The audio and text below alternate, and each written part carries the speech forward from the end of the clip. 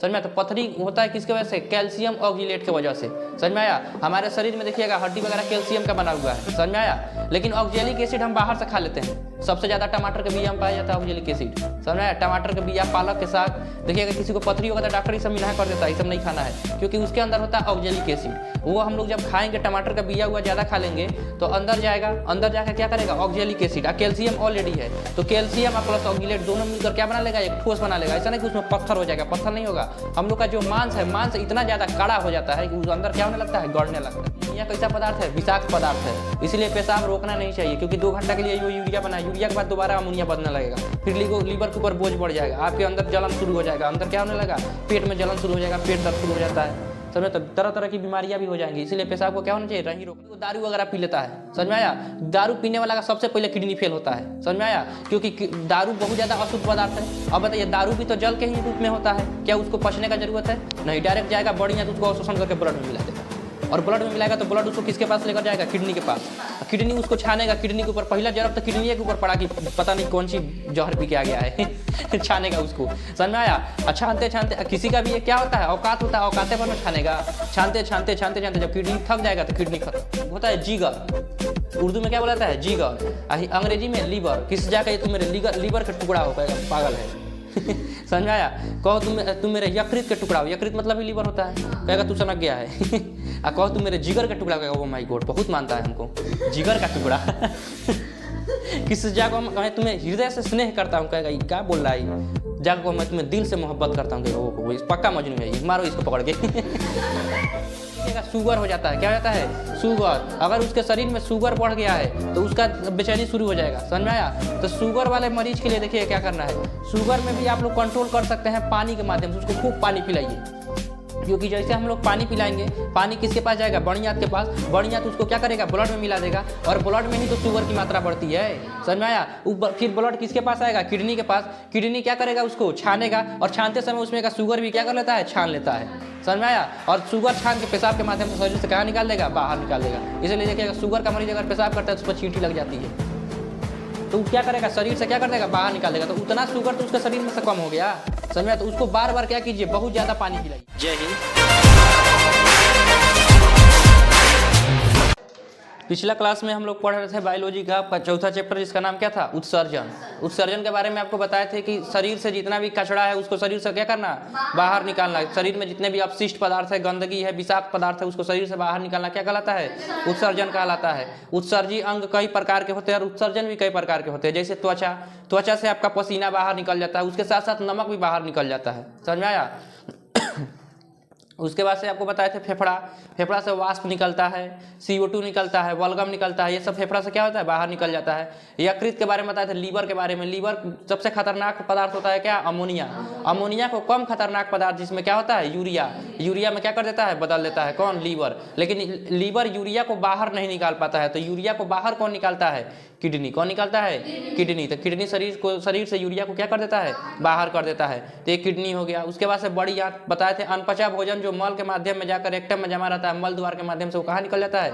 बाहर निकल जाता है। आंख में देखिएगा कीचड़ निकल जाता है। समझ में आया? कान में से खोटी निकल जाता है। ये सब क्या है? उत्सर्जन है। तो शरीर के अंदर जितनी भी गंदगी है, उस गंदगी को क्या करना? बाहर निकालना। वो क्या है? उत्सर्जन है। कोई कट काट के या खून बहा रहा है तो उत्सर्जन है? नहीं, बढ़िया चीज़ बाहर निकाल रहा है। समझ में आया? तो बढ़िया चीज़ बाहर निकलना उत्सर्जन नहीं कहलाता है। खराब चीज़ों को बाहर निकालना क्या कहलाता है? उत्सर्जन कहलाता है। तो उत्सर्जी अंग आपको पता चल गया, और क्या क्या उत्सर्जन होता है ये भी आपको क्या चल गया? पता चल गया। इसमें मुख्य उत्सर्जी अंग जो होता है वो क्या होता है? किडनी होता है। क्या होता है? किडनी। किडनी क्या करता है? ब्लड को क्या करता है? छानता है। ब्लड को क्या करता है? छानता है। शुद्ध नहीं करता है। शुद्ध करने का काम फेफड़ा का है। शुद्धिकरण का मतलब होता है कि CO2 को बाहर करना, ऑक्सीजन मिलाना। समझ में आया? और छानना मतलब उसमें से अशुद्धि को बाहर निकालना। समझ में आया? तो ब्लड के अंदर अशुद्धि को क्या करना? बाहर निकालना, इसको कहते हैं छानना। तो किडनी क्या करता है? उसको छान देता है। और लीवर के द्वारा जो यूरिया बनाया गया है, उस यूरिया को किसमें, अमोनिया को किसमें बदला गया है? यूरिया में। मात्र 2 घंटे के लिए वो बनाता है। 2 घंटे के बाद दोबारा से वो क्या बनना शुरू हो जाएगा? अमोनिया। और अमोनिया बहुत ही खतरनाक पदार्थ है। समझ में आया? देखिएगा दवाल पे अगर पेशाब करना चालू करेगा तो दवाल को खतरा देता है सब समझ में आया? काहे खतर जाता है? क्योंकि करता है यूरिया, लेकिन बाद में वो 2 घंटा के अंदर में बदल के क्या हो जाएगा? अमोनिया। और उसी के कारण उसमें से बास आना शुरू हो जाता है। ताज़ा पेशाब अगर कोई करके गया तो उसमें से बास नहीं आएगा, लेकिन 1-2 घंटा के बाद उसमें से बास मारना शुरू करेगा वो, क्योंकि अमोनिया भयानक होता है। समझ में आया? तो वहाँ पे रेलवे वगैरह के पास में देखिएगा, पान खाएगा, थूक के उस पेशाब करना शुरू कर देगा, और उसके बाद से 5 साल के अंदर में इतना मोटा दवाल को खदड़ा के गिरा देगा सब। समझे? तो अमोनिया कैसा पदार्थ है? विषाक्त पदार्थ है, इसलिए पेशाब रोकना नहीं चाहिए, क्योंकि 2 घंटा के लिए वो यूरिया बना, यूरिया के बाद दोबारा अमोनिया बनने लगेगा, फिर लीवर के ऊपर बोझ बढ़ जाएगा, आपके अंदर जलन शुरू हो जाएगा, अंदर क्या होने लगा, पेट में जलन शुरू हो जाएगा, पेट दर्द शुरू हो जाता है। समझे? तो तरह तरह की बीमारियां भी हो जाएंगी, इसलिए पेशाब को क्या होना चाहिए? नहीं रोकना चाहिए। कोई दिक्कत? आपको किडनी के बारे में बता रहे थे कि ये हमारा क्या है? किडनी है। यहाँ पे क्या है? किडनी। चलिए, ये हमारे हर इंसान के अंदर कितना किडनी होता है? 2 किडनी होता है। समझ में आया? कितना किडनी होता है? 2 किडनी होता है। एक होता है लेफ्ट साइड और एक किसा होता है? Right side. समझ में आया? ये लेफ्ट हो गया और ये क्या हो गया? राइट हो गया। समझ में आया? तो एक लेफ्ट किडनी होता है और एक कैसा किडनी होता है? राइट किडनी होता है। समझ में आया? किडनी का जो वजन होता है 140 ग्राम होता है। कितना ग्राम होता है? 140 ग्राम। समझ में आया? तो 2 का 280 ग्राम। समझ में आया? इसके ऊपर एक टोपी लगा रहता है जिसे अधिवृक्क ग्रंथि कहते हैं, ग्रंथि चैप्टर में उसको पढ़ाएंगे। समझ में आया? इसमें से देखिए, जो इसको देखिए, आपको बताए थे कौन सा भाषा में? लैटिन। लैटिन भाषा में इसको क्या कहा जाता है? रेन कहा जाता है। क्या कहा जाता है? रेन।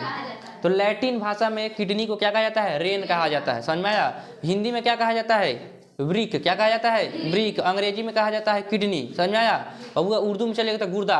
समझ में आया? नहीं कहता तोरा गुर्दा में जान नहीं है। समझ में आया? उर्दू थोड़ा सा बढ़िया शब्द है। समझ में आया? देखिए, हम लोग भी मैक्सिमम उर्दू ही मिक्स करके बोलते हैं हम लोग। शुद्ध हिंदी तो किसी को समझ में नहीं आएगा। समझ में आया? शुद्ध हिंदी में अगर आप किसी से कहते हैं मैं तुमको दिल से स्नेह करता हूँ, क्या कह रहा है? समझ में आया? अब देखिएगा, होता है जिगर। उर्दू में क्या बोलाता है? जिगर। अंग्रेजी में लीवर। किस जाकर ये तुम मेरे लीवर का टुकड़ा हो, कहेगा पागल है। समझ में आया? कहो तुम मेरे यकृत के टुकड़ा हो। यकृत मतलब ही लीवर होता है, कहेगा तू सनक गया है। कहो तुम मेरे जिगर का टुकड़ा, कहेगा ओ माय गॉड, बहुत मानता है हमको, जिगर का टुकड़ा। किस जाकर कहें तुम्हें हृदय से स्नेह करता हूँ, कहेगा ये क्या बोल रहा है? जाकर मैं तुम्हें दिल से मोहब्बत करता हूँ, कहेगा वो पक्का मजनू है ये, मारो इसको पकड़ के। समझ आया? तो उर्दू शब्द क्या होता है? वेटेज बढ़ा देता है उर्दू शब्द। समझ में आया? तो उर्दू में इस लीवर क्या हो गया? किडनी। किडनी को क्या कहा जाता है? गुर्दा। उसी प्रकार लैटिन भाषा में इसको रेन कहा जाता है। क्या कहा जाता है? रेन। तो इसके पास जो यहाँ पे आई है, जो धमनी और सिरा, इस नसवा का नाम क्या है? रेनल। क्या नाम है? रेनल। कोई दिक्कत है? तो इसको कहा जाता है रेनल। क्या कहा जाता है? रेनल। इस रेनल के माध्यम से खून इसमें क्या होता है? जाता है, और फिर इसमें से क्या हो जाता है? बाहर भी निकल आता है। समझ में आया? तो रेनल एक जो रेनल है वो अशुद्ध खून को, यानी जो अभी छाना हुआ नहीं है, अनफिल्टर्ड ब्लड। समझ में आया? फिल्टर मतलब होता है छाना हुआ, और अनफिल्टर्ड मतलब होता है बिना छाना हुआ। तो अनफिल्टर्ड ब्लड को ये लेकर कहा जाता है किडनी में जाता है। फिर किडनी के अंदर उस ब्लड का क्या होता है? फिल्ट्रेशन होता है, और फिल्ट्रेशन के बाद फिर एक नस, दूसर का जो नस इसमें घस गया है उसको लेकर कहाँ चल जाता है? पूरे शरीर में फैला देता है। यानी एक नस से कैसा ब्लड गया? बिना छाना हुआ, और उसके बाद से किडनी उसको खूब बढ़िया से छान दिया, और दूसरे नस से छाना हुआ ब्लड को कहाँ भेज दिया? पूरा शरीर में भेज दिया, और पूरा शरीर में ब्लड क्या हो रहा है? घूम रहा है। समझ में आया? अब किडनी में देखिएगा कोई को पथरी उथरी हो जाता है। समझ में आया? तो पथरी होता है किसके वजह से? कैल्शियम ऑक्जिलेट की वजह से। समझ में आया? हमारे शरीर में देखिएगा हड्डी वगैरह कैल्शियम का बना हुआ है। समझ में आया? लेकिन ऑक्जेलिक एसिड हम बाहर से खा लेते हैं। सबसे ज्यादा टमाटर के बिया में पाया जाता है ऑक्जेलिक एसिड। समझ में आया? टमाटर के बिया, पालक के साग। देखिएगा किसी को पथरी होगा तो डॉक्टर ये सब मिला कर देता है, ये सब नहीं खाना है, क्योंकि उसके अंदर होता है ऑक्जेलिक एसिड। वो हम लोग जब खाएंगे, टमाटर का बिया हुआ ज्यादा खा लेंगे तो अंदर जाएगा, अंदर जाकर क्या करेगा? Oxalic acid. कैल्शियम ऑलरेडी है, तो कैल्शियम प्लस ऑक्जिलेट दोनों मिलकर क्या बना लेगा? एक ठोस बना लेगा। ऐसा नहीं कि उसमें पत्थर हो जाएगा, पत्थर नहीं होगा। हम लोग का जो मांस है, मांस इतना ज्यादा कड़ा हो जाता है कि उस अंदर क्या होने लगता है? गड़ने लगता है। समझ में आया? तो किडनी के अंदर क्या हो जाता है? पथरी हो जाता है। किसके वजह से? कैल्शियम ऑक्जिलेट की वजह से। तो अगर ऑक्जेलिक एसिड आप ज्यादा मात्रा में लीजिएगा तो अंदर जाके वो कैल्शियम का रिएक्शन करके क्या बना देगा? कैल्शियम ऑक्जिलेट बना देगा, और आप किसका शिकायत हो जाएगा? पथरी का शिकायत हो जाएगा।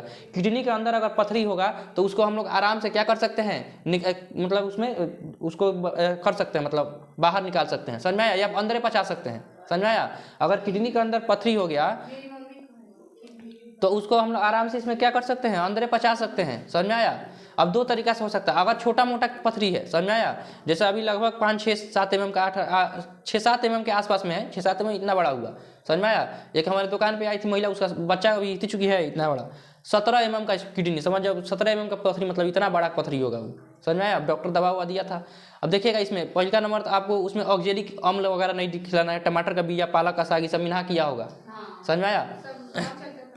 हाँ, समझ में आया? तो ये सब क्या होता है? मिन्हा रहता है, क्योंकि इसमें ऑक्जेलिक अम्ल बहुत ज्यादा पाया जाता है। अब देखिएगा जब हम लोग पानी पीते हैं, उड़द का दाल आता है कि कुर्दी का दाल आता है? शायद कुर्दी, उसी को उड़द कहा जाता है। समझ में? उसका दाल क्या कहा जाता है, भिगो कर उसका पानी पिया जाता है। समझ में आया? अब देखिएगा वो क्या होता है, हम लोग किडनी का पथरी को कहाँ आराम से साफ कर सकते हैं, जबकि वहीं आपको बताया था पित्ताशय, लीवर के पास होता है पित्ताशय। अगर पित्ताशय में हम लोग का पथरी हो जाए तो पित्ताशय को काट कर ही निकालना पड़ता है, उसका पथरी कोई मतलब क्या कर सकते हैं हम लोग, खत्म नहीं कर सकते हैं। हाँ तो काट के निकालना ही पड़ेगा, उसका पथरी ठीक नहीं होता है। समझ में आया? अब दोनों में अंतर समझिए यहाँ पे। चलिए उतना डिटेल में तो आपको किताब में नहीं दिया, लेकिन हम बता रहे हैं, ठीक है। कहाँ गए लीवर चाचा और दोनों एक साथ थे। हाँ यहाँ आप देखिए, ये लीवर चाचा हो गए और यहाँ पे किडनी भतीजा, ठीक है। चाचा भतीजा एक साथ हैं। यहाँ आप देखिए, अगर किडनी में हम लोग का क्या हुआ है पथरी, एक और पथरी होता है यहाँ लीवर के पास, क्या होता है पित्ताशय। आपको पाचन तंत्र में बताए थे, अगर इस पित्ताशय में एक पथरी हो गया तो इसको क्या किया जाता है, नहीं निकाला जा सकता है। समझ में आया? क्योंकि कहीं पर भी अगर हम भोजन पीते हैं या फिर भोजन खाते हैं या पानी पीते हैं तो क्या पित्ताशय में खाना जाता है? नहीं, पित्ताशय में खाना वाना नहीं आता है, ना पानी जाता है। इसका मतलब हम क्या उस पर डायरेक्ट वार कर सकते हैं? नहीं, डायरेक्ट वार नहीं कर सकते हैं, इसलिए उसको गलाना मुश्किल होता है। तो डॉक्टर क्या करता है, उसको चीरा मार के काट के निकाल देगा। समझ में आया? उससे ज़्यादा फर्क नहीं पड़ेगा, आपको पाचन तंत्र में बता चुके होंगे इसको।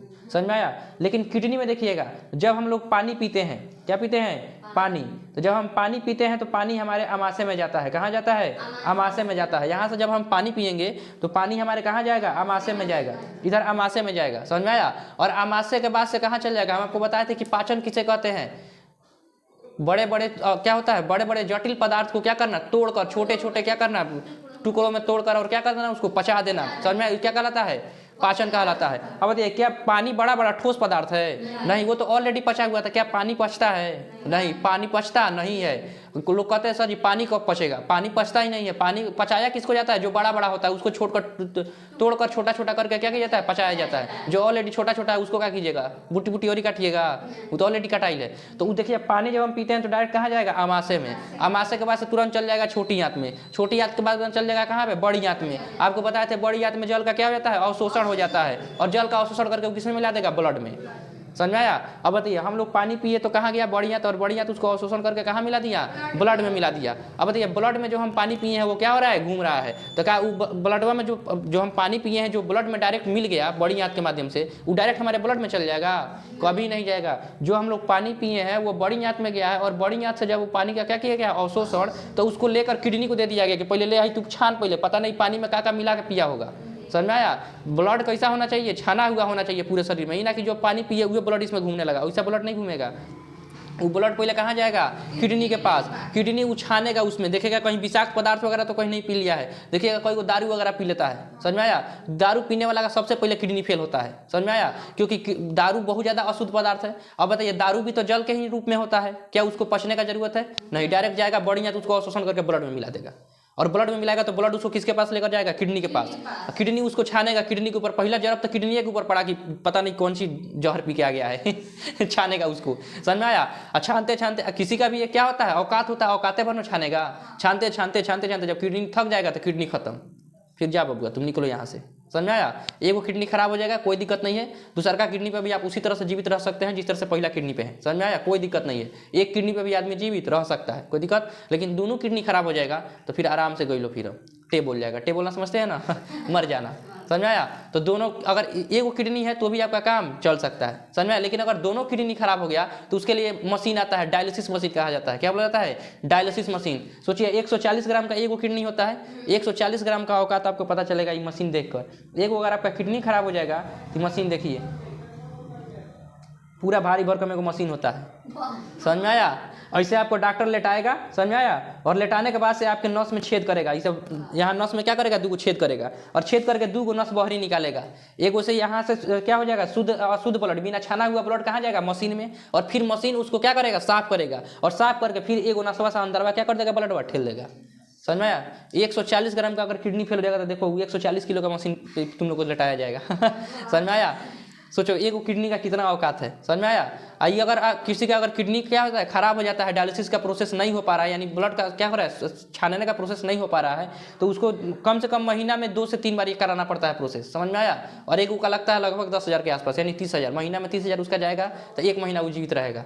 और जैसे उसका फिर ब्लड में अशुद्धि घुसना शुरू होगा, उसका अंदर फिर बेचैनी बढ़ जाएगा, तबियत खराब हो जाएगा। समझ में आया? क्योंकि अशुद्धि को बाहर निकालना क्या है? जरूरी है। समझ में आया। तो इस तरह से आपको क्या होगा, पूरा छानाता है सब मशीन पर लगा चढ़ा के, समझ में आया। तो इसको कहा जाता है कौन सा, डायलिसिस मशीन। क्या बोला जाता है, डायलिसिस मशीन। तो पूछेगा अगर डायलिसिस मशीन क्या है, तो हो जाएगा ना, जब किसी को चोट लग जाता है, समझ में आया, किडनी फेल हो जाता है, रक्तचाप बढ़ जाता है, क्षतिग्रस्त हो जाता है, तो डॉक्टर उसका ब्लड का फिल्ट्रेशन करने के लिए क्या निकलता है, ब्लड को बाहर निकालता है। एक मशीन होता है जिसको डायलिसिस मशीन कहा जाता है, उसमें क्या करता है, छान देता है और छान के दोबारा उसी के शरीर में क्या कर देता है, चढ़ा देता है ब्लड को। कोई दिक्कत? तो अगर किडनी फेल हो जाए तो कोई दिक्कत है नहीं, बहुत बढ़िया कोई दिक्कत नहीं है। अगर मशीन है आप लोग के पास तो कोई दिक्कत नहीं है। तो क्या सब कोई मशीन लेकर घूम रहा है? और किडनी फेल कराना जरूरी है? एक डायलिसिस का 30,000 रुपया लगता है, महीना में 3,000 रुपया, 10,000 क्या, फिर 1 महीना बाद फिर कराना पड़ेगा। हर महीना ही 30,000 रुपया उसको खर्चा करना पड़ेगा। और जब उसको जिंदा सोच रहे हो कि ना आप छोड़ो इसको मर जाने दो, तो मत कराओ, मर जाएगा। समझ में आया? हम क्या बता रहे थे, पथरी बता रहे थे, समझ में आया। तो अब यहाँ देखिए, जब पिताशय में, बताइए क्या पिताशय में भोजन जाता है? नहीं। तो पिताशय का किडनी आपका ठीक नहीं होगा, उसको काट के निकालना ही पड़ेगा। जबकि किडनी में देखिए, अभी आपको बताए हैं, जब हम पानी पीते हैं तो बढ़िया, तो उस पानी को अवशोषण करके किसके पास भेज देता है, लीवर के पास। तो बताइए, जो हम पानी पिए डायरेक्ट किसके पास जा रहा है, लीवर बोल रहे हैं, एथी के पास, किडनी के पास। समझ में आया? तो जो हम पानी पिए हैं वो डायरेक्ट किसके पास गया है, किडनी के पास गया है। अब बताइए, अगर किसी को किडनी में पथरी है तो हम जो भी पानी वानी उसको गलाने के लिए जो भी दवा हुआ पानी वानी पिएंगे, वो डायरेक्ट जाकर किस पर हिट करेगा, दवा पे हिट करेगा। समझ में? इसीलिए किडनी का जो पथरी होता है, इसको गलाना या फिर इसको निकालना क्या होता है, आसान होता है, क्योंकि इसको बाहर से भी हम लोग बिना क्या किए, ऑपरेशन लगाए, बिना चीरा लगाए उस पथरी को हम लोग क्या कर सकते हैं, खत्म कर सकते हैं। लेकिन वहीं अगर यहाँ पिताशय में हो जाएगा तो इसको हम खत्म नहीं कर सकते हैं। कोई दिक्कत है इसमें? तो एक इसमें का पथरी हो गया किडनी का। किडनी में आपको बताए थे उड़द होता है कि कौन सी होता है, उर्दी का दाल होता है, कुर्दी बोला जाता है, शायद कि उर्दी बोला जाता है। समझ में आया? उसके दाल को भिगा कर उसका पानी क्या कीजिए, पीजिए, उससे भी हो जाता है। डॉक्टर दवा हुआ चलाता है, उस दवा को आराम से क्या कीजिए, लेते रहिए। इस पर डायरेक्ट असर हो जाता है, क्योंकि हम लोग जो भी खाना जो भी पानी वगैरह पीते हैं वो डायरेक्ट किसके संपर्क में आ जाता है, किडनी के संपर्क में जाता है। इसीलिए उसका किडनी का जो पथरी होता है उगल कर क्या हो जाता है, खत्म हो जाता है। बशर्ते इसमें आप लोग लापरवाही मत कीजिएगा। मतलब जैसे डॉक्टर बोला है कि ये चीज़ नहीं खाना, ही ना कि जाकर उगे खा रहे हैं। समझ में आया? डॉक्टर बोला है कि लगातार दवा लेना है, पता चला हफ्ता में 2 बार दवाई ले रहे हैं तो क्या हो जाएगा, नहीं ठीक होगा। इस पर रेगुलरिटी क्या करना है, देते रहना है। समझ में आया? तब आपका किडनी का जो पथरी है, पथरी क्या हो जाएगा, खत्म हो जाएगा। लेकिन उससे भी ज़्यादा अगर क्या हो जाएगा, पथरी अगर बढ़ जाता है, तो 2 प्रकार का ऑपरेशन हो रहा है। एक लेजर ऑपरेशन होता है। लेजर ऑपरेशन में डॉक्टर 4 जगह छेद कर देगा, शरीर में 4 जगह छेद करेगा। एक उसे कैमरा डाल देगा, एक उसे कैंची डाल देगा, एक उसे टॉर्च डाल देगा। समझ में आया? एक उसे काट के निकालने वाला डाल देगा। समझ में आया? तीनों जाएगा, देखेगा अच्छा ये कि पथरी चाचा ये है उनका, मार मार के फोड़ के उसको खींच के कहाँ निकालेगा, बॉडी निकालेगा। उसमें देखिएगा आपके शरीर में केवल कितना छेद हुआ, 4 छेद हुआ। समझ में आया? 4 को छेद हुआ, और उसके बाद से आपका सिलने उलने का कोनो झमेले नहीं है। मलहम लगा देकर जाओ घूमो। यानी शाम को ऑपरेशन हुआ, सुबह में आप टहलना घूमना उमना सब शुरू कर दीजिएगा। लेकिन एक होता है चीरा लगाने वाला, क्या होता है, सस्ता होता है। लेजर वाला महंगा आता है। समझ में आया? जिसमें आप शाम को ऑपरेशन हुआ, सुबह में घूमना शुरू कर दीजिएगा। लेकिन जो कि कौन होता है, चीरा लगाने वाला, ये सस्ता होता है। समझ में आया? इसमें डॉक्टर चीरा मारेगा, उसके बाद से उसको फैला उला के किडनी के पास पहुंचेगा, फिर किडनी पे चीरा मारेगा, फिर उसके अंदर पहुंचेगा, फिर देखेगा पथरी है, पथरी को निकाल कर कहाँ करेगा, बाहरी करेगा। फिर आपको सील साल के कहेगा आप जाओ 1 हफ्ता तक ले सुतल रहना, 1 हफ्ता बाद लाना टाका कटवाने तो इतना इसमें क्या हो जाता है, मतलब आपकी परेशानी बढ़ जाती है। समझ में? पैसा कम लगता है लेकिन परेशानी बढ़ जाता है, और उसमें पैसा ज़्यादा लगता है लेकिन परेशानी क्या हो जाता है, कम हो जाता है। कोई दिक्कत? तो पथरी वगैरह समझ में आ गया। किसका बना होता है पथरी? कैल्शियम ऑक्जिलेट का बना होता है। किसका बना होता है? कैल्शियम ऑक्जिलेट का बना होता है। तो किडनी क्या होता है, 2 होता है, एक लेफ्ट साइड और एक कैसा होता है, राइट साइड। दोनों किडनी का एक ही काम होता है, ब्लड को क्या करना, छानना। और ब्लड के अंदर आखिर किडनी छानता कैसे, इसके बारे में पूरा बता चुके हैं। इसके ऊपर वाले जो क्या होता है, पेरिटोनियम नामक झिल्ली से क्या होता है, घिरा रहता है। सबसे बाहरी परत को कार्टेक्स कहा जाता है, अंदर मेडुला कहा जाता है। मेडुला में क्या पाए जाते हैं, नेफ्रॉन पाए जाते हैं। एक किडनी में 10 लाख नेफ्रॉन पाया जाता है। ये सब पिछले क्लास में क्या कर चुके हैं, बता चुके हैं। रेनल नामक नस, इसमें क्या होता है, अनफिल्टर्ड ब्लड लेकर आता है, और फिल्टर्ड ब्लड लेकर कहाँ फिर मिला जाता है, पूरे शरीर में मिला देता है। ब्लड वहाँ पे आया कैसे, ब्लड में पानी भी होकर आता है। पानी कहाँ से आया, जो हम लोग पानी पिए हैं तो बढ़िया, तो उसको अवशोषण करके किसके पास मिला दिया है, ब्लड में, और ब्लड लेकर किसके पास चला गया है, किडनी के पास। चलिए यहाँ देखिए, अभी इसके बारे में बहुत अच्छा से पढ़ना है। ये हम लोग को हो गया कौन चीज, नेफ्रॉन। क्या हो गया, नेफ्रॉन। आपको बताए थे कि किडनी के अंदर कार्य कौन कर रहा है, छानने का, नेफ्रॉन। किडनी के अंदर छानने का काम कौन कर रहा है, नेफ्रॉन। समझ में आया? जैसे घर में मेहमान गए लोग, समझ में आया, घर में मेहमान वगैरह आते हैं लोग, समझ में आया, तो मेहमान गए तो वहाँ पे कुर्सी पे बैठ गए, समझ में आया। उनको पता है कि इधर से फलाना आटा लेके गया है, उधर से पूड़ी छना के आ गया, समझ में। आप तो वो मेहमान क्या देखें, केवल आटा गया और पूड़ी आया। अंदरवा बना कौन रहा है, कैसे बना रहा है, कैसे कैसे छान रहा है, ये सब क्या वो देख पाए नहीं। तो हम लोग तो अभी इतना देख लिए मेहमान बन के कि इसमें कौन सी गया है, अशुद्ध ब्लड गया है, और उधर से छान के फिल्टर्ड ब्लड क्या हुआ, आ गया। लेकिन अंदरवा कौन बना रहा है उसके बारे में जाकर देखते हैं, समझा। इसके लिए आपको घर के बहुरिया से मिलना पड़ेगा वो बताएगी कैसे कैसे पूड़ी उड़ी बनता है। चलिए तो हम लोग पढ़ते हैं किसके बारे में, नेफ्रॉन के बारे में। ये क्या हो गया, नेफ्रॉन। किडनी के अंदर क्या पाया जाता है, नेफ्रॉन। किडनी किससे मिलकर बना हुआ है, नेफ्रॉन से। किस कोशिका से, नेफ्रॉन कोशिका से। यानी किडनी का इकाई कौन होता है, नेफ्रॉन होता है। और किडनी का अध्ययन क्या कहलाता है, नेफ्रोलॉजी। क्या कहलाता है, नेफ्रोलॉजी। अब देखिए किडनी के ऊपर जब नेफ्रॉन में जाइएगा तो नेफ्रॉन में एक गोल टाइप का इस कटोरिया जैसा संरचना पाया जाता है, समझ में आया। और इससे कटोरिया जैसा क्या पाया जाता है, संरचना पाया जाता है। इस कटोरिया संरचना को कहते हैं बोमेन संपुट। क्या कहते हैं, बोमेन संपुट। बोमेन नामक वैज्ञानिक ने इसका क्या किया था, खोज किया था, तो अपने नाम पर रख दिया बोमेन संपुट, समझ में आया। ये कहो इंडिया का वैज्ञानिक ने इसको खोज किया तो इंडिया में यादव संपुट अगर यादव जी खोज करते तो यादव संपुट, समझ में आया। और शर्मा जी को तो शर्मा संपुट अलग अलग प्रकार के नाम सुनने को मिलता, समझ में आया। वर्मा संपुट समझ में आया, पांडे जी संपुट चौबे जी संपुट, समझ आया। तो इसका खोज कौन किए थे, बोमेन नामक वैज्ञानिक ने किया था, इसलिए इसका नाम क्या पड़ गया, बोमेन संपुट। क्या पड़ा था, बोमेन संपुट। तो जो कटोरिया नामक संरचना होता है, इस कटोरिया को क्या कहते हैं, बोमेन संपुट। क्या कहते हैं, बोमेन संपुट। इसके अंदर देखिए यहाँ पे नस एकदम घुजुर नस घुजुरिया गया है, दिखाई दे रहा है। इस नसवा को कहते हैं ग्लोमेरुलस। क्या कहते हैं, ग्लोमेरुलस। क्या कहते हैं, ग्लोमेरुलस। एक बार बोलिए, क्या कहते हैं, ग्लोमेरुलस। क्या कहते हैं, ग्लोमेरुलस, समझ में आया। तो अंदर जो नस घुरचुरिया है उसको क्या कहते हैं, ग्लोमेरुलस। जो कटोरिया जैसा संरचना है उसको क्या कहेंगे, बोमेन संपुट। क्या कहेंगे, बोमेन संपुट। इसमें से एक जो नस अंदर जा रहा है, बताइए अंदर जो जा रहा है वो फिल्टर ब्लड लेकर जाएगा कि अनफिल्टर्ड ब्लड लेकर जाएगा। अरे छाना हुआ कि बिना छाना हुआ, बिना छाना हुआ, समझ में आया। मतलब क्या चाहती हूँ, मैंने चाय को छान के दोहरा नहीं छानोगी चलो यहाँ देखो, तो जो अंदर ब्लड जाता है वो छाना हुआ होता है कि बिना छाना हुआ होता है, बिना छाना हुआ आता है। तो जो यहाँ से कटोरिया निकला उसमें देखिएगा 2 नस गया हुआ है। तो पहिल का नस जो अंदर गया हुआ है वो कैसा ब्लड लेकर जाएगा, बिना छाना हुआ ब्लड, जिसे कहते हैं अनफिल्टर्ड ब्लड। क्या कहेंगे, अनफिल्टर्ड ब्लड। तो ई वाला नसवा का नाम है अनफिल्टर्ड ब्लड, समझ में आया। कैसा लेकर जा रहा है, अनफिल्टर्ड ब्लड। और फिर जब उधर से निकलेगा तो बताइए निकलेगा तो कैसा ब्लड लेकर निकलेगा, फिल्टर्ड की अनफिल्टर्ड, फिल्टर्ड। तो इस नसवा को कहते हैं फिल्टर्ड ब्लड। क्या कहेंगे, फिल्टर्ड ब्लड, समझ में आया। अभी देखिए हम लोग नेफ्रॉन में भी कौन सी देखें कि इधर से अशुद्ध खून गया, मतलब बिना छाना हुआ खून गया, और छाना के इधर से कहाँ निकल गया, बाहर निकल गया। कहाँ गया है, ग्लोमेरुलस में गया है। ये ब्लड कहाँ गया है, ग्लोमेरुलस में। ग्लोमेरुलस किसे कहते हैं, नेफ्रॉन के बाहरी जो कटोरिया जैसा संरचना होता है उसे क्या कहते हैं, बोमेन संपुट। बोमेन संपुट के अंदर कुछ नस घुजुरियाई लगता है, उस नस को क्या कहते हैं, ग्लोमेरुलस। क्या कहते हैं, ग्लोमेरुलस। उसमें नस कैसा आता है, अशुद्ध ब्लड, यानी बिना छाना हुआ अनफिल्टर्ड ब्लड लेकर आता है। और फिल्टर्ड ब्लड लेकर कहाँ निकल जाता है, बाहर निकल जाता है, समझ में आया। इसका मतलब छानने का प्रक्रिया कौन कर रहा है, ग्लोमेरुलस। क्या कौन करता है, ग्लोमेरुलस। यानी ब्लड को छान कौन रहा है, ग्लोमेरुलस। कौन करता है, ग्लोमेरुलस। ग्लोमेरुलस ब्लड को क्या कर दिया, छान दिया, समझ में आया। अब छानने के बाद से देखिएगा, छानने के बाद इसके देखिए पिछवा एगो क्या हुआ है, रास्ता बना हुआ है। सबके पास नेफ्रॉन का चित्र है, निकालो उसको। ऐसे चित्र बना होगा आपके किताब में, समझ में आया। बताइए कटोरिया जैसा संरचना को क्या कहा जाता है, बोमेन संपुट। क्या कहा जाता है, बोमेन संपुट। देखिए अंदर जो घिचुरी आई है उसको क्या कहते हैं, ग्लोमेरुलस। क्या कहते हैं, ग्लोमेरुलस। एगो नस इसके अंदर आया है, एगो नस इसके अंदर क्या हुआ, आया है। तो आया है तो कैसा ब्लड लेकर आएगा, अनफिल्टर्ड ब्लड। कैसा, अनफिल्टर्ड ब्लड। फिर फिल्टर्ड हो जाएगा तो उसको लेकर कहाँ चल जाएगा, वो अपने नस में लेकर चल जाएगा। तो जो निकला है उसे क्या कहेंगे, फिल्टर्ड ब्लड। क्या कहेंगे, फिल्टर्ड ब्लड। लेकिन जो बोमेन संपुट के अंदर जो क्या होता है, ग्लोमेरुलस, ये ग्लोमेरुलस थोड़ा सा पगला टाइप का है। कैसा है, पगला टाइप का। मतलब वो छानने के दौरान ये भूल जाता है किसको छानना है किसको नहीं छानना है। बड़ी को चीज वो छान के क्या कर लेता है, रख लेता है, समझ में आया। बड़ी को चीज छान कर क्या कर लेता है, रख लेता है। जैसे ग्लूकोज हो गया, समझ में आया। ग्लूकोज मतलब होता है चीनी, समझ में आया। किसी किसी को देखिएगा शुगर हो जाता है, क्या हो जाता है, शुगर। अगर उसके शरीर में शुगर बढ़ गया है तो उसका बेचैनी शुरू हो जाएगा, समझ में आया। तो शुगर वाले मरीज के लिए देखिए क्या करना है, शुगर में भी आप लोग कंट्रोल कर सकते हैं पानी के माध्यम से। उसको खूब पानी पिलाइए। शुगर वाले मरीज को क्या कीजिए, पानी पिलाइए।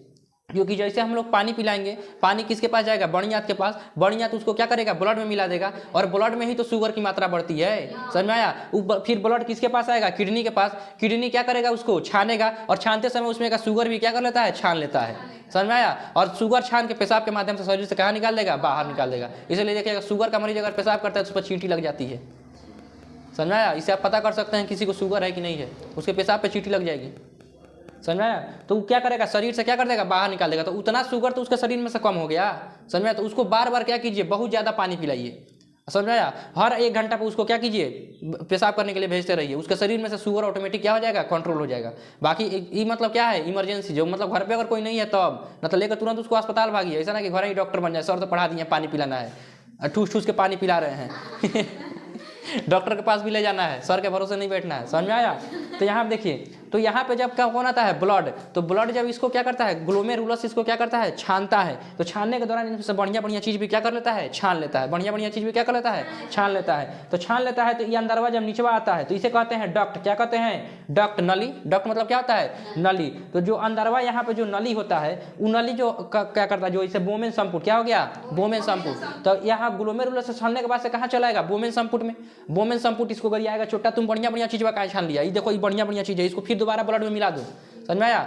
तो पहले तो उससे क्या होगा, ऑब्जॉर्प्शन, और फिर होगा रीऑब्जॉर्प्शन, समझ में आया। मतलब पहले तो ये क्या करेगा, छानेगा, और फिर दोबारा उसमें क्या करेगा, मिलाएगा। तो यानी छानने का भी काम होता है और क्या होता है, मिलाने का भी काम होता है। यानी ऑब्जॉर्प्शन प्लस रीऑब्जॉर्प्शन दोनों का काम होता है, समझ में आया। अवशोषण और क्या होता है, पुनः अवशोषण, और पूरा उसको क्या कहा जाता है, दे भी दिया जाता है, कोई दिक्कत। तो यहाँ पे देखिए ब्लड कौन सा आया, अनफिल्टर्ड, किसके पास आया, ग्लोमेरुलस। ग्लोमेरुलस छानने के दौरान सब चीज छान लिया, फिर बोमेन संपुट को दिया कहिले कचड़ा, और कचड़ा को कहाँ भेज दो, पेशाब के माध्यम से शरीर से बाहर। तो बोमेन संपुट इसको गरिया दिया, छोटा इसमें बढ़िया बढ़िया चीज भी छान लिया, इसको फिर दोबारा क्या करो, ब्लड में मिलाओ। तो बोमेन संपुट दोबारा उसको कहाँ मिला देता है, ब्लड में मिला देता है। जो भी बढ़िया बढ़िया चीज है जो ब्लड के लिए क्या है, अच्छा है, हमारे लिए क्या है, अच्छा है, जैसे जिंक हो गया, कैल्शियम हो गया, आयरन हो गया, ये सब भी क्या कर लेता है, ये सब छान लेता है। इस सब को दोबारा किस में मिला दिया जाता है, ब्लड में। और उसके बाद से ब्लड ग्लोमेरुलस को देकर और दोबारा कहाँ भेज दिया जाता है, पूरे शरीर में क्या होता है, भेज दिया जाता है। लेकिन जो कचरा है, उस कचरा को दोबारा से कहाँ ले लिया जाता है, इस डक्ट के माध्यम से। और ये डक्ट देखिए आकर किससे मिला हुआ है, किसे मिला हुआ है, मूत्रवाहिनी से। किसे, मूत्रवाहिनी से। तो यहाँ से जो भी कचरा है वो इधर आता है, थोड़ा नीचे आता है। तो जो यहाँ देखिए नेफ्रॉन का भी तो अपना कुछ कचरा होगा, यू अपन कचरा उसी में बहवा देता है, जाओ बहुत ही गंगा में हम हाथ धो लेते हैं समझ में आया। तो कचरा जब बह रहा है तो ये भी कुछ अपना कचरा उसमें क्या कर लेता है, मिला देता है। और मिलाने के बाद से ये कहाँ जाता है, मूत्रवाहिनी में। और मूत्रवाहिनी से क्या होता है, उसको पूरा कचरा को लेकर कहाँ चल जाता है, मूत्राशय के पास। और मूत्राशय के बाद से मूत्र मार्ग के माध्यम से क्या होता है, बाहर निकल जाता है पूरा कचरा। कोई दिक्कत। तो ये हमारा कौन सा संरचना हो गया, नेफ्रॉन का। कोई दिक्कत है नेफ्रॉन में, आप लोगों की किताब में नेफ्रॉन क्या हुआ है, दिया हुआ है, दिखा देते हैं, आपकी किताब वाला भी दिखा देते हैं। चलिए यहाँ देखिए, देखिए ये होता है अभिवाही धमनिका। क्या होता है, अभिवाही। अभिवाही मतलब होता है कि जो आपका अनफिल्टर्ड ब्लड वाला धमनिका है। यानी कि ये जो अभिवाही धमनिका है, क्या इसमें फिल्टर्ड है कि अनफिल्टर्ड है, छाना हुआ है कि बिना छाना हुआ, बिना छाना हुआ। देखिए इसे कहेंगे ग्लोमेरुलस। अंदरवा जो कटोरिया जैसा संरचना है उसे क्या कहेंगे, ग्लोमेरुलस। तो ये ग्लोमेरुलस हो जाएगा, समझ में आया। यहाँ देखिए इसको क्या कहेंगे, ग्लोमेरुलस, समझ में आया। ग्लोमेरुलस के बाद ये क्या करता है, ब्लड को छानता है। और छानने के बाद से जो यहाँ से दूसरा नस निकला है उसे कहेंगे अपवाही धमनिका। क्या कहेंगे, अपवाही धमनिका। अपवाही धमनिका में बताइए छाना हुआ ब्लड कि बिना छाना हुआ ब्लड, छाना हुआ ब्लड, समझ में आया। उसके बाद से देखिए ये नीचे आ जाएगा, इसको कहेंगे बोमेन संपुट। पूरा जो कटोरिया जैसा संरचना है उसको क्या कहेंगे, बोमेन संपुट। लोटा खनिया बना होगा उसे क्या कहेंगे, बोमेन संपुट। फिर नीचे आएगा तो हो जाएगा कुंडलित नलिका, इसको डक्ट कहते हैं, नलिका, समझ में आया। इस नली में क्या होता है, कचरा आ जाता है। उसके बाद से जब नीचे आएगा तो नीचे कहते हैं हेनेल का अवरोही रक्तचाप, और क्या होता है, आरोही और अवरोही, समझ में आया। एक हेनेल नाम के वैज्ञानिक थे, समझ में आया, वो इसका खोज किए थे, तो ये अपने नाम पे रख दिए समझ में आया, सब कोई अपने ही नाम पे रखता है, समझ में आया। एकदम अपने नाम पे रखना तुम खोजे कौन चीज क्या करोगी, भूत चुड़ैल जादू टोना, इस सब का खोज। इंडिया में इस सब का खोज सबसे ज्यादा होता है। बिलाई रास्ता काट दी तो आगे मत बढ़ना, समझा।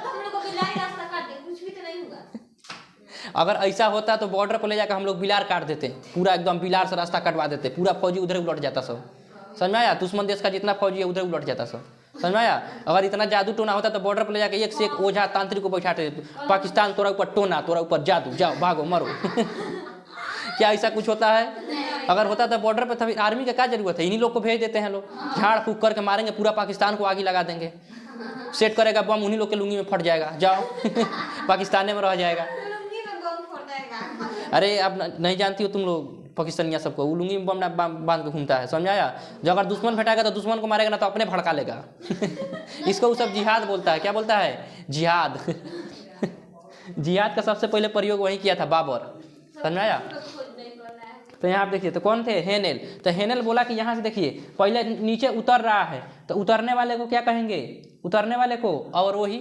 अरे नीचे उतरता है तो देखिएगा उतरने वाले को क्या कहेंगे, अवरोही। अवरोही का मतलब होता है घटते क्रम। तो बताइए नीचे पर उतर यानी घटते क्रम, तो इसे कहेंगे अवरोही क्रम। और ऊपरवा उठ रहा है तो आरोही क्रम, उठते हुए को क्या कहेंगे, आरोही क्रम। समझ में आया। तो ये बोला हेनेल हम खोज किए हैं तो हम अपने नाम पे रखेंगे, तो हेनेल का कौन चीज, आरोही, और हेनेल का अवरोही। तो 2 क्रम यहाँ पे मिलेगा जो पतला वाला डक्ट है। और उसके बाद से डक्ट ले जाकर कहाँ मिला देगा उसको, यहाँ पे मूत्र वाहिनी में। किसको दे देगा, मूत्र वाहिनी में। तो जहाँ पे मिलाएगा यहाँ पर भी तो कुंडलित यहाँ पे बना हुआ है। तो ये देखिए ये हमारे पास में था तो ये कुंडलित नलिका, और ये दूर में है तो हो जाएगा दूरस्थ कुंडलित नलिका। क्या हो जाएगा, दूरस्थ कुंडलित नलिका। ये हो जाएगा संग्राहक नलिका। यहाँ पे जो बड़ा वाला नलिका है ये कैसा हो जाएगा, संग्राहक नलिका। ये संग्राहक नलिका जितना भी कचरा आता है किसके पास से, नेफ्रॉन के पास से, वो सब संग्रह करता है और संग्रह करके ले जाकर किसको दे देता है, मूत्रवाहिनी को। और मूत्रवाहिनी उसको ले जाकर कहाँ दे देता है, गाल मतलब ब्लेडर को दे देता है, यानी मूत्राशय को दे देता है। और फिर मूत्राशय में जैसे 500 ml क्या होगा, आपका यूरिन जमा होगा, आपको मूत्र विसर्जन की इच्छा होगी, आप लोग जाकर पेशाब के माध्यम से शरीर से क्या कर दीजिएगा, उसको बाहर निकाल देता है। पूरा कचरा शरीर से कहाँ निकल गया, बाहर निकल गया। क्या इसमें कोई दिक्कत है।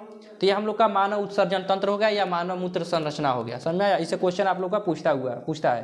समझ में आया। क्वेश्चन पर चर्चा कर लें। इसमें कोई दिक्कत है, नेफ्रॉन में किसी को कोई दिक्कत है।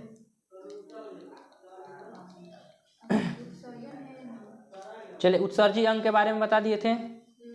मानव शरीर के प्रमुख उत्सर्जी अंग का नाम लिखे। त्वचा हो जाएगा, फेफड़ा हो जाएगा, यकृत हो जाएगा, सब आपको बता चुके हैं। देखिए ऐसे क्वेश्चन पूछेगा अथवा हम करके पूछेगा, मानव मूत्र संरचना का सचित्र वर्णन करें, अथवा मानव उत्सर्जन तंत्र का क्या कीजिए, सचित्र वर्णन कीजिए, यानी चित्र बनाकर उसका क्या करना है, वर्णन करना है। तो उसमें वर्णन कीजिएगा मानव का प्रमुख उत्सर्जी अंग क्या होता है, वृक्क होता है या किडनी होता है, जिसका संरचना वह प्रमुख अंगों से संपन्न होता है। पहला हो जाएगा वृक्क। क्या हो जाएगा, वृक्क। यह मानव का प्रमुख उत्सर्जी अंग होता है जिसकी संख्या 1 जोड़ा यानी कि कितना होता है, 2 होता है।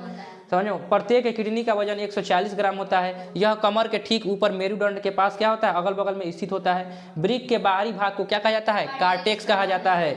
उसका अब पहला आप लिखिएगा, ये पेरिटोनियम नामक झिल्ली में क्या होता है, घिरा होता है। और इसके अंदर जो अवतल यानी जो धंसा हुआ भाग है उसे हम लोग क्या कहते हैं, पैल्विस कहा जाता है। पैल्विस, समझ में आया। इसी पैल्विस को हम लोग हाइमन भी बोलते हैं। समझ में आया। रेनल हाइलम बोलते हैं। तो हाइलम क्या है, हाइलम। किडनी का धंसा हुआ भाग को पैल्विस या हाइलम कहा जाता है। वृक्क का कार्य नाइट्रोजन जैसे गंदे पदार्थ को क्या करना है, बाहर निकालना है। समझ में आया। अब ये बाहर कैसे निकालता है, तो चलिए आपको पूरा इसमें किडनी का वर्णन कर चुके हैं। पहला हो जाएगा मूत्रवाहिनी, यानी ये डक्ट जो इसका बात कर रहा है, मूत्रवाहिनी। समझ में आया। मूत्रवाहिनी के बारे में देखिए, कह रहा है वृक्क के पैल्विस भाग से, यानी जो धंसा हुआ भाग है। समझ में आया। देखिए वृक्क के पैल्विस यानी धंसा हुआ भाग से जो क्या होता है, नस निकलता है, निकलने वाली वाहिनी को मूत्रवाहिनी कहा जाता है, जो मूत्राशय में जाकर क्या हो जाता है, मिल जाता है। जो मूत्राशय में जाकर क्या होता है, मिल जाता है। दूसरा कहिएगा मूत्राशय।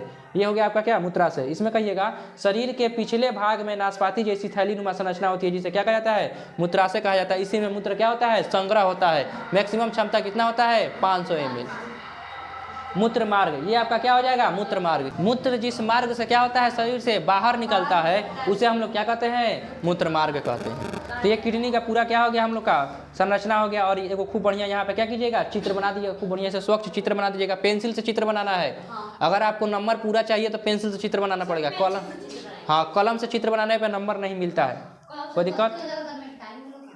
मेल और फीमेल दोनों का मूत्र संरचना क्या होता है, एक ही होता है। उत्सर्जी अंग दोनों का क्या होता है, एक जैसा होता है। यहाँ आप फीमेल देख सकते हैं, यहाँ मेल। दोनों का किडनी दुइये को होता है। समझ में आया। दोनों में वहीं आपका क्या पाया जाता है, किडनी पाया जाता है आपका। वहीं आपका क्या हो जाएगा, मूत्रवाहिनी। वहीं आपका ब्लेडर वगैरह सब चीज मिलेगा। कोई दिक्कत, दोनों का सेम होता है। अब देखिए पूछता है कि मूत्र की बनावट कैसी होती है। समझ में आया। अब मूत्र की बनावट में देखते हैं लोग। इसमें क्या होता है, 90% या 95% क्या होता है, पानी होता है। 96% क्या होता है, जल होता है। लिखा है 96% क्या होता है, जल होता है। जो आप लोग मूत्र करते हैं उसमें क्या होता है, 96% क्या होता है, जल होता है। अब इसमें अब क्या कर रही है, लिखना बाद में, पहले समझ लो। समझ में आया। यहाँ आप देखो बोल रहा है मनुष्य। अब ये किसके लिए बताया गया है, वो ये वैसे मनुष्यों के लिए बताया गया है जो 24 घंटे में कम से कम 80 से 100 ग्राम प्रोटीन लेते हैं। समझ में, प्रोटीन आहार के रूप में लेते हैं, समझ में आया। ऐसा ना कि भूखल प्यासल है और उसके बाद से अपना यूरिन चेक कराएं, समझ में। मानव का बीमारी पकड़ना है तो दुइये को चीज़ का जांच होता है, या तो ब्लड का जांच होगा या तो पेशाब का जांच होगा, समझ में आया। या तो ब्लड का या फिर किसका, पेशाब यानी यूरिन जांच होता है, या तो यूरिन जांच होगा या फिर कैसा होगा, ब्लड जांच होगा। यूरिन से आपको पता चलेगा कि अंदर कौन सी का कमी है और कौन कौन चीज़ ज़्यादा हो गया है, और ब्लड में आपका पूरा बढ़िया से समझना ही होता है, आपको पूरा ब्लड के बारे में पढ़ा चुके हैं। तो ये दो को चीज़ के बारे में आप जाँच कर लीजिएगा तो ह्यूमन के हर एक चीज़ के बारे में आप जान सकते हैं, समझ में आया। एगो किंग जोंग है उत्तर कोरिया का पगला, समझ में आया। वो जहाँ जाता है तो अपना शौचालय साथे लेके जाता है जैसे विदेश उदेश में घूमने जाता है ना, उत्तर कोरिया का है वो, तो विदेश उसमें घूमने जाता है तो अपना शौचालय अपने साथे लेकर जाता है समझ में आया। वो क्या कह रहा है, उसका कहना है कि हमारा मल मूत्र भी किसी के हाथ नहीं लगना चाहिए, क्योंकि आपको पता है यूरिन जांच करके भी हम लोग बहुत चीज़ किसी चीज़ का क्या कर सकते हैं, पता लगा सकते हैं। लेकिन वो नहीं चाहता कि हमारे बारे में कोई जाने, आपका एज और भी बहुत चीज़ के बारे में पता लगाया जा सकता है, तो इसीलिए अपना बाथरूम भी अपने साथ लेकर चलता है ताकि कोई अन्य देश हमारे बारे में कुछ पता न लगा सके यहाँ देखिए, यहाँ पे बकलोल, यहाँ देखो, तो मूत्र की बनावट कैसी होती है। मूत्र में साधारणतः जल, यूरिया, सोडियम क्लोराइड क्या होते हैं, विद्यमान होते हैं। अगर एक मनुष्य 24 घंटे में 80 से 100 ग्राम प्रोटीन आहार के रूप में लेता है तो उसके मूत्र की प्रतिशत की मात्रा निम्नलिखित होगी। 96% क्या होगा, जल होगा, क्या होगा, जल होगा। और ठोस आपका 4% होगा, जिसमें 2% क्या होता है, यूरिया होता है, और 2% अन्य पदार्थ होता है। अब अन्य पदार्थ जैसे देखिए 2% क्या होता है, यूरिया। यूरिया कितना परसेंट होता है, 2%, समझ में आया। ये किंग जॉन उंग जो है, जो पगला, समझ में आया, कोरोना वायरस में पूरा अपना बंद कर लिया था, पूरा बॉर्डर सील कर लिया था, बोला कौन अगर अंदर आ गया तो मार देंगे, समझ में आया। और उसके अंदर किसी को कोरोना हो जाता तो गोली मरवा देता था, समझ में आया। तो ये जिसको बताए हैं अभी कि अपना बाथरूम वगैरह सब साथे लेकर चलता है, उसके अंदर जब क्या हुआ था, यूरिया का कमी हुआ था, उसके शहर में किसका कमी, देश में यूरिया का कमी हो गया था। बताइए, यूरिया से ही हम लोग उत्पादन वगैरह का कार्य करते हैं, फसल वगैरह का उत्पादन में यूरिया बहुत ज़्यादा, देखिएगा खेत में जाएगा यूरिया छिटवाते हैं लोग, समझ में आया। तो बोला था सब लोग अपना पैसा भी इकट्ठा करके हमको देंगे, उसमें से हम यूरिया निकालेंगे और फसल का उत्पादन करेंगे ऐसा ऐसा दिमाग लगाता है ये सब बकलोल सब, समझ में आया। तो इसमें क्या पाया जाता है, यूरिया। तो 2% क्या होता है, यूरिया, और 2% अन्य पदार्थ होता है। जैसे देखिएगा किसी का तबीयत खराब होता है तो गोली वगैरह खाता है, और गोली वगैरह खाएगा, जितना शरीर को लेना होगा ले लेगा, और बाकी किसको दे देगा, ये यूरिया, यानी यूरिया मिला देगा, और फिर पेशाब के रास्ते शरीर से कहाँ निकल जाएगा, बाहर निकल जाएगा। तो पेशाब का रंग पीला हो जाता है, देखिएगा गोली वोली अगर ज़्यादा खाइएगा तो पेशाब का रंग कैसा हो जाता है, पीला हो जाता है, क्योंकि जितना शरीर को लेना था ले लिया, अब बाकी जितना है सब किसको दे देगा, किडनी छान कर किसको दे देगा, मूत्रवाहिनी को, ये ला के मूत्राशय में जमा कर देगा, और फिर कहाँ निकल जाएगा, शरीर से बाहर निकल जाएगा, समझ में। एक और यूरोक्रोम के कारण भी मूत्र का रंग क्या हो जाता है, पीला हो जाता है। तो मूत्र का रंग पीला किसकी वजह से होता है, यूरोक्रोम के कारण। या फिर अगर हम बाहर से कोई दवा वगैरह ले रहे हैं तो दवा को जितना शरीर का जरूरत है लेगा, उसके बाद से क्या निकाल देगा, शरीर से बाहर निकाल देगा। तो 2% में ये सभी मात्रा आ जाते हैं। जो होता है, पूछेगा कि मूत्र अम्लीय होता है या क्षारीय होता है, समझ में आया। तो ये वैरी कर जाता है, 4.8 से 7.2 तक होता है, समझ में आया। यानी मैक्सिमम क्या होता है, अम्लीय होता है। कैसा होता है, अम्लीय। अरे 7 से ऊपर गया तो क्षारीय, और 7 से नीचे आया तो अम्लीय। तो 4.8 से 7.2 तक होता है, यानी मैक्सिमम क्या होता है, अम्लीय होता है। कैसा होता है, अम्लीय होता है। कोई दिक्कत है इसमें? अब देखिएगा, तो इसमें आपको पूरा इसी समझ में आया। इसमें जल कितना परसेंट होता है, 96%। 4% सॉलिड भाग होता है, जिसमें 2% यूरिया और 2% अन्य पदार्थ होता है। कोई दिक्कत है इसमें? नहीं। अब देखिए यूरिक अम्ल, देखिए यूरिक एसिड होता है, क्या होता है, यूरिक एसिड। हमारा जो ब्लड है, समझ में आया, जो यूरिया है, यूरिया हमारे ब्लड में क्या होता है, 10 से 15 मिलीग्राम पाया जाता है, समझ में आया। जबकि यूरिक अम्ल जो होता है, कौन होता है, यूरिक अम्ल, ये 2 से 3 मिलीग्राम पाया जाता है, 2 से 3 मिलीग्राम, समझ में आया। यानी बहुत हल्का मात्रा में हमारे ब्लड में क्या पाया जाता है, यूरिक एसिड। क्या पाया जाता है, यूरिक एसिड पाया जाता है, समझ में आया। गठिया नामक बीमारी का नाम सुने हैं, गठिया, जिसमें जोड़ पे जितना गांठ है, जितना जोड़ है, जहाँ पे हड्डी का जोड़ है, वहाँ पे क्या शुरू हो जाएगा, दर्द शुरू हो जाएगा। ये मैक्सिमम बुढ़ौती में होता है, समझ में आया। बुढ़ौती में एकदम देखिएगा दादाजी उठेंगे से अरे बाप रे चिल्लाते हुए, समझ में आया, ऐसे उठेंगे, और उसके बाद से लाठी से हड्डी यहाँ पे चुए चुए करता है, समझ में आया। क्या, हाँ, बूढ़ा लोग का भी होता है। किसी हमारी तो खुद एथी का हो गया था, एक बहन है उसको हो गया था, हाँ, बहुत छोटे उम्र में भी हो जाता है गठिया, समझ में आया। तो ये गठिया का रोग कैसे होता है, इसको बारे में समझिए। हमारे ब्लड में क्या पाया जाता है, यूरिक एसिड। क्या पाया जाता है, यूरिक एसिड। एक बात बताइए, जो दरवाजा होता है, दरवाजा को देखिएगा, जहाँ से वो मुड़ता है, जहाँ पे उसका हैंडल लगा है, वहाँ पे ग्रीस वगैरह डाल दिया जाता है या तेल वगैरह डाल दिया जाता है, तो दरवाजा एकदम फ्रीली मूव करता है। लेकिन जैसे वो तेलवा सूख जाएगा, अब दरवाजा एकदम चूँ चूँ करके खुलेगा। और देखिएगा भूतोस फिल्म में अक्सर ऐसे दरवाजा का प्रयोग किया जाता है। दरवाजा खुले एकदम चूं दरवाजे में से दरवाजा खोलते ही आधा लोग डर जाएंगे, जा अब कुछ आने वाला है, जरूर कुछ आएगा। तब तक इधर से काला साया गुजरेगा, एक के बार ताकि गायब। समझ में आया? देखिए जितना भूतोस मूवी सीन देखकर डरने लगता है उतना उसके बैकग्राउंड म्यूजिक से डर लगता है। म्यूजिक भी ऐसे नहीं बजाता है ना, एक के बार भों नहीं समझा। जिसको नहीं डरना है वो भी डर जाएगा।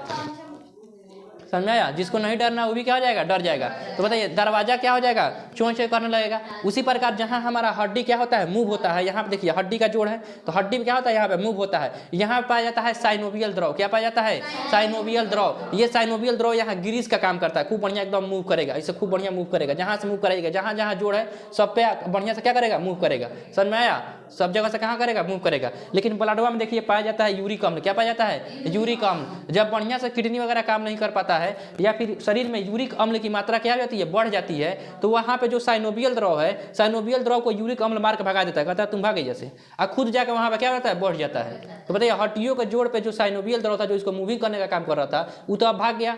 अब वहाँ पे बैठ कौन गया है, यूरिक अम्ल।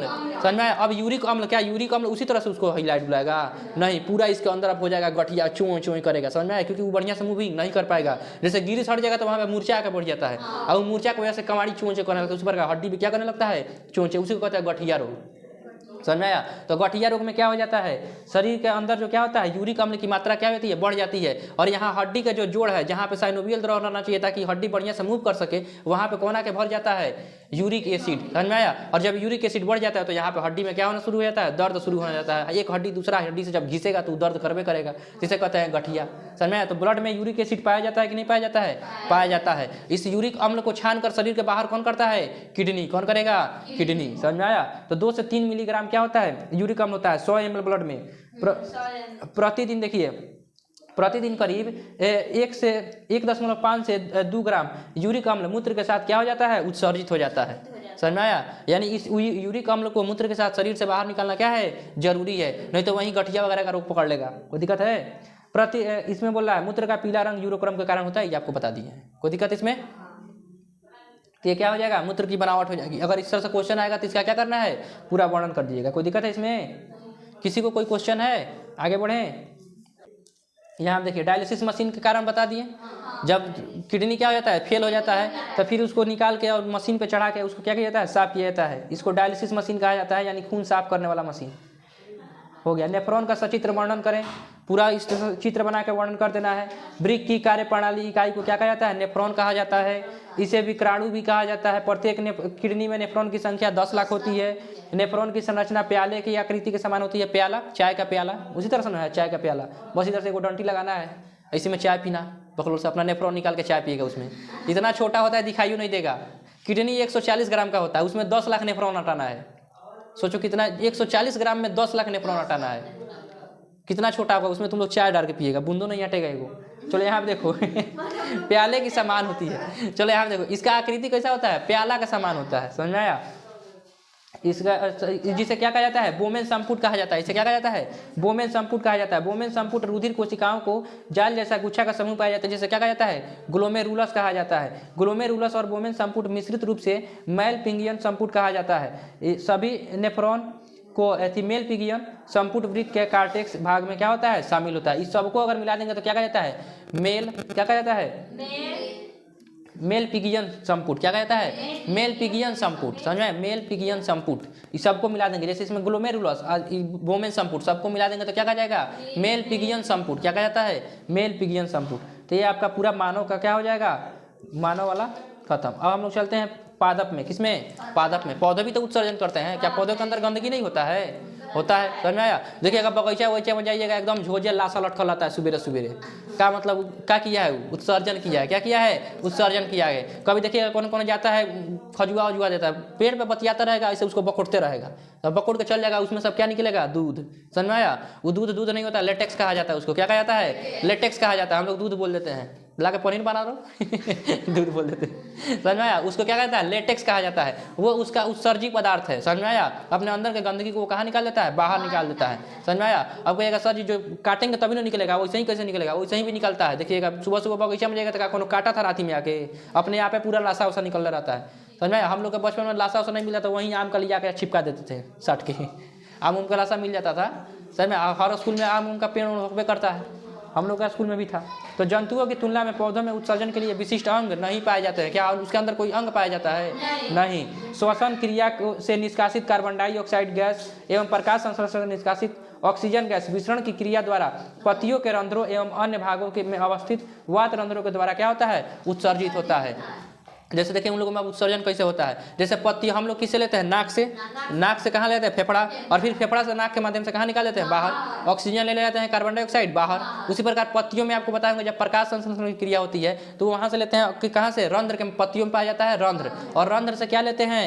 कार्बन डाइऑक्साइड, और क्या निकाल देते हैं? ऑक्सीजन। तो उनका उत्सर्जित पदार्थ क्या हो गया? ऑक्सीजन। समझ में? ऑक्सीजन किसके वजह से निकला? पत्तियों में रंध्र के माध्यम से। कोई दिक्कत? तो रंध्र के माध्यम से उत्सर्जित हो गया। वाष्प उत्सर्जन से निकलने वाला जल आपको बताया था, उसी छिद्र से क्या होता है? वाष्प उत्सर्जन। जब पेड़ पौधे की जो पत्तियां होती हैं, जब अत्यधिक मात्रा में जाइलम के द्वारा जल लेकर चला आया जाता है तो जाइलम के द्वारा लाए गए जल को वो क्या करती है? वाष्प बनाकर ऊपर उड़ा देती है। उसे हम लोग क्या कहते हैं? वाष्प उत्सर्जन। तो उस वाष्प उत्सर्जन से भी तो उनके शरीर से क्या होता है? अवशिष्ट पदार्थ बाहर निकल जाता है। कोई दिक्कत? तो इसे वे क्या कहेंगे? उनका निष्कासित होता रहता है। पौधे उत्सर्जित पदार्थों को अपनी पत्तियों एवं छाल में भी संचित रखते हैं। पत्तियों के गिरने से छाल के बिलगाव से उत्सर्जित पदार्थ के निष्कासन क्या होता है? कुछ उत्सर्जित पदार्थ कोशिकीय रिक्तिकाओं में जमा रहते हैं, जैसे टेनिन, रेजिन, गोंद आदि उत्सर्जित पदार्थ का निर्माण होता है। टेनिन वृक्षों का छाल, रेजिन, गोंद और पुराने जाइलम में क्या रहते हैं? संचित रहते हैं। यहाँ पे देखो क्वेश्चन पूछेगा रेजिन एवं गोंद कहाँ पे स्थित रहते हैं? पुराने जाइलम में। कहाँ रहते हैं? पुराने जाइलम में। रेजिन और गोंद, समझ में आया? गोंद समझते हैं ना, पेड़ पौधे में से गोंद निकलता है, लाशा, समझ में आया? तो कहेगा रेजिन निकलता है ताड़ के पेड़ में से, आपको बताए थे, समझ में आया? चीड़ के पेड़ में से, चीड़ के पेड़ में से क्या निकलता है? रेजिन। चीड़ के पेड़ से ही तारपीन का तेल बनाया जाता है। चीड़ को क्या जंगल का आतंक किसे कहते हैं? चीड़ का पेड़ बहुत जल्दी इसमें आग पकड़ता है, पूरा जंगल में आग लगा देता है। समझ में आया? ये आपको बताए होंगे जब आपको क्या कर रहे होंगे, पूरा विविधता पढ़ा रहे होंगे, पेड़ पौधों में जब विविधता, पादप में विविधता पढ़ा होंगे वहाँ पे पढ़ाए होंगे। कोई दिक्कत? तो यहाँ पे देखिए, तो बोलेगा रेजिन एवं गोंद कहाँ पे स्थित रहते हैं? पुराने जाइलम में। कहाँ रहते हैं? पुराने जाइलम में अवस्थित रहते हैं, संचित रहते हैं। अब पेड़ पौधे में देखिएगा, जैसे पीपल हो गया, कुछ पौधों का उत्सर्जित पदार्थ गाढ़े दूध या तरल पदार्थ में क्या होता है? संचित रहता है, जिसे हम लोग लेटेक्स कहते हैं। जैसे पीपल का जब देखिएगा, पीपल का पता ही तोड़िएगा तो क्या मिलेगा आपको? दूध निकलने लगेगा, उसको क्या कहेंगे? लेटेक्स कहेंगे। बरगद का, मदार का पौधा देखें, मदार का कोई तो बीमारी वगैरह में भी देखिएगा घाव होता है तो उसको रख लेता है सब, समझ में? कहा जाता है उसको तोड़ना तो ऐसे करके तोड़ना, नहीं तो आँख में पड़ जाएगा तो आँख ये फड़का देगा। खतरनाक होता है, हाँ हो जाता है, बहुत ज़्यादा विषाक्त होता है, समझ में आया? अगर आँख में पड़ गया तो आँख का क्या कर देगा? पूरा संरचना ही बिगाड़ देगा, मतलब थोड़ा बहुत तो जर्म जरूर डालेगा, समझ में आया? तो इसलिए आँख बंद करके या आँख ऐसे करके तब उसको तोड़ना चाहिए। मदार का पौधा वो व्यथी में आता है बहुत ज़्यादा, जैसे किसी को सटका उटका हो गया तो उसमें भी उपयोग में आता है, समझ में आया? किसी का घाव हो जाता है, जैसे उंगली में घाव हो गया तो उस पर भी रख के आराम से ठीक हो जाता है, समझ में आया? सटिका, अरे पैर में दर्द होने लगता है, ब्लड जहाँ तहाँ जमना शुरू हो जाएगा, समझ में आया? तुमको नहीं होगा बकलोल, वो उम्र के साथ, एक उम्र के बाद होता है। चलो यहाँ देखो, तो यहाँ पे उसको क्या कहा जाता है? तो जो दूध वगैरह निकलता है, जैसे मदार हो गया, बरगद हो गया, पीपल हो गया, इनसे दूध वगैरह निकलता है तो हम लोग क्या कहेंगे? लेटेक्स। क्या कहते हैं? लेटेक्स। जैसे बबूल के पौधे से गोंद का उत्सर्जन, बबूल के पौधा से क्या निकलेगा? गोंद निकलेगा। आम के पौधा से भी क्या निकलेगा? गोंद निकलेगा। चीड़ में से क्या निकलेगा? रेजिन। चीड़ के पौधा में से क्या निकलता है? रेजिन निकलता है। जलीय पौधों में उत्सर्जित पदार्थ का विसरण क्या होता है? सीधे जल में ही क्या कर देता है? निष्कासित कर दिया जाता है, समझ में आया? जलीय पौधे जो भी होते हैं वो अपना जल का क्या करते हैं? जल में ही अपना निष्कासन क्या कर देते हैं? कर देते हैं। जबकि स्थलीय पौधे में कुछ उत्सर्जित पदार्थ अपने आसपास में क्या करते हैं? उत्सर्जन करते हैं, या फिर नीचे भूमि में उत्सर्जन कर देते हैं, समझ में आया? कोई दिक्कत है? तो ये आपका चैप्टर यहाँ पे क्या हो गया? समाप्त। किसी को कोई क्वेश्चन हो तो पूछिए। ये आपका मदार का पौधा हो गया, तोड़िएगा तो दूध निकलेगा। ये आपका पीपल का पौधा हो गया, इसको भी तोड़िएगा तो इसमें से भी क्या निकलेगा? दूध। ये आपका कौन सी हो गया? बरगद, हाँ वही कनैली, अरे बहुत ज़्यादा पौधा है इस समय, समझ में आया? जिसको तोड़ने पे क्या निकलता है? दूध निकलता है। तो उसको दूध नहीं बोला जाता है, क्या बोला जाता है? लेटेक्स बोला जाता है। क्या बोला जाता है? लेटेक्स। तो एक नंबरिया में क्वेश्चन पूछेगा, पेड़ पौधों में से गाढ़ा तरल दूधिया कलर का क्या निकलता है? जो उत्सर्जित पदार्थ निकलता है उसे क्या कहते हैं? लेटेक्स कहते हैं। कोई दिक्कत है? तो आपका चैप्टर पूरा क्या हो गया? फाइनल। आगे क्या पढ़ना है बोलिए? इसके बाद से नियंत्रण एवं समन्वय। पांचवा चैप्टर क्या है? नियंत्रण एवं समन्वय। चलिए, ये बहुत बड़ा मस्त चैप्टर है। इसमें आपको शरीर के बारे में, एक एक ग्रंथि के बारे में पता चलेगा। हमको नींद कहाँ आता है, ज़्यादा नींद आए तो क्या किया जाए, समझ में आया।